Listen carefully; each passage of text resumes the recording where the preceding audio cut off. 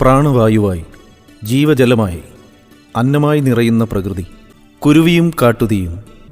ആനന്ദ്. കാട്ടിൽ തീ പടർന്നു. പക്ഷികളും മൃഗങ്ങളും ജീവനു വേണ്ടി പരക്കം പാഞ്ഞു. ഒത്തിരി മൃഗങ്ങൾ കാട്ടുതീയിൽ വെന്തുമരിച്ചു. ഈ സമയത്ത് ഒരു കൊച്ചു കുരുവി മാത്രം പുഴയിൽ നിന്നും കൊച്ചു ചുണ്ടിൽ വെള്ളം നിറച്ച് ആളിക്കത്തുന്ന കാട്ടുതീ കെടുക്കാൻ ശ്രമിച്ചുകൊണ്ടിരുന്നു. കുരുവി ഇത് പലതവണ ആവർത്തിച്ചു. ഇത് കണ്ട മഴദേവൻ കുരുവിയെ പരിഹസിച്ചുകൊണ്ട് ചോദിച്ചു, "നീ എന്തു മടയത്ത മണി കാണിക്കുന്നത്? ഇത്തിരി പോന്ന നിനക്ക് ഈ കാട്ടുതീ കെടുത്താനാവുമോ?"